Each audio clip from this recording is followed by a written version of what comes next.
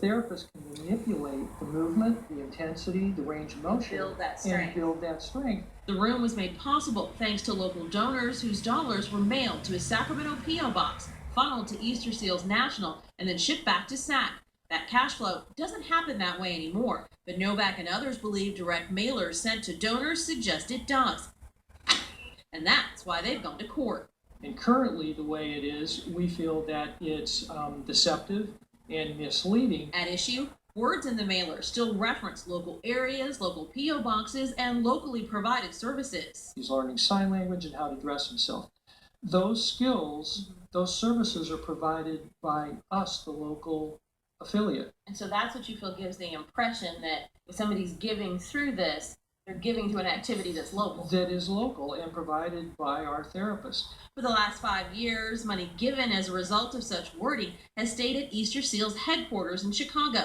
Easter Seals Chief Strategic Officer says this arrangement helps with local affiliates through lobbying and public education. But it does not return to the chapter dollar for dollar as it used to.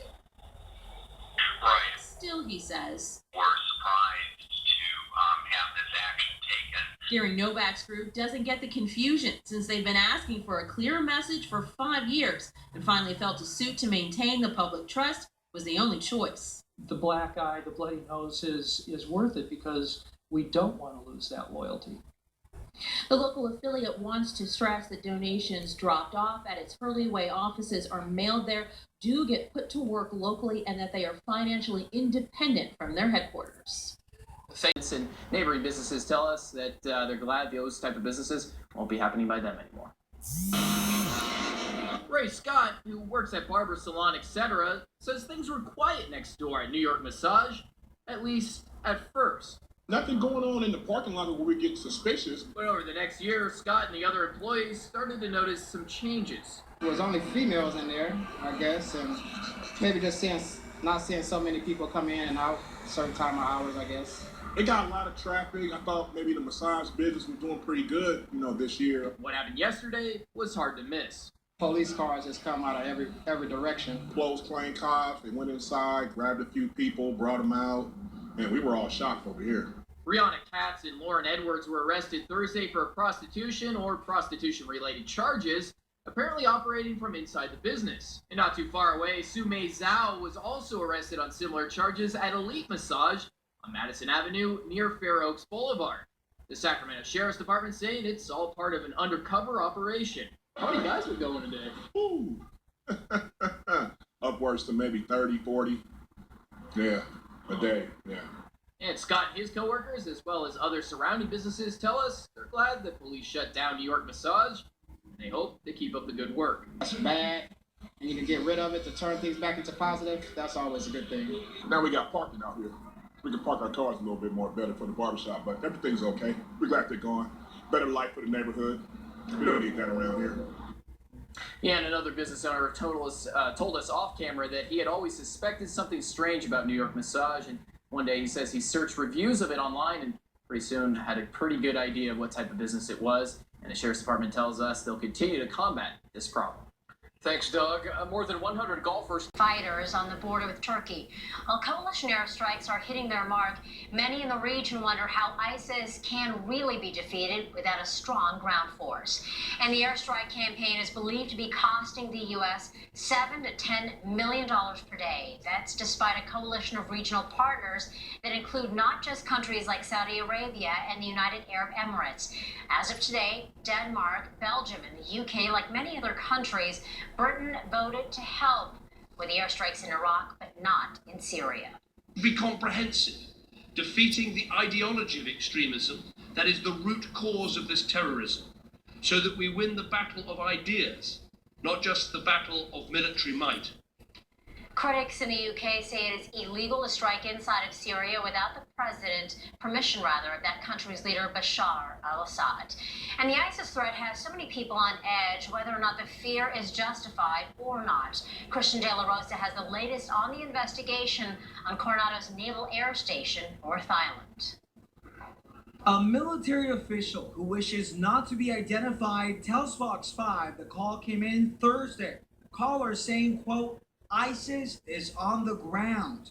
Navy criminal investigators were called in and determined it was a non-credible threat and likely a prank. Playing around in this manner is dangerous. Navy veteran and Homeland Security expert with the Truman Project Defense Council, Sean Van Diver, says military bases are constantly dealing with non-credible threats or prank calls. But because of the climate the way it is right now, U.S. airstrikes against ISIS has prompted Islamic extremists to call on lone wolves in the United States to attack and kill Americans. we need to make sure that we're checking all those boxes, we're dotting the I's, crossing the T's, and really keeping our security stance where it needs to be. Van Diver says this especially applies here in San Diego, which is currently on the FBI's top 5 cities with suspected terrorist activity. Because we have a huge defense industrial base, we become a pretty big target. We have a border, 10 minutes away from us in San Diego. However,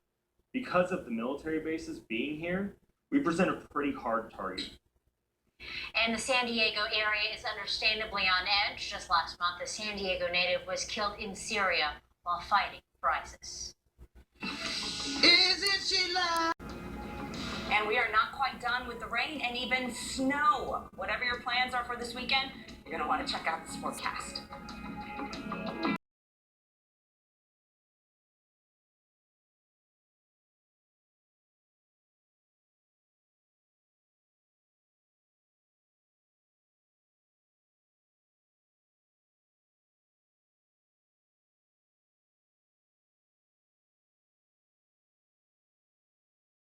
We hosted the Northern California Idol auditions at our studio right here in South Sacramento, and the winner gets a guaranteed spot at the regional auditions in San Francisco.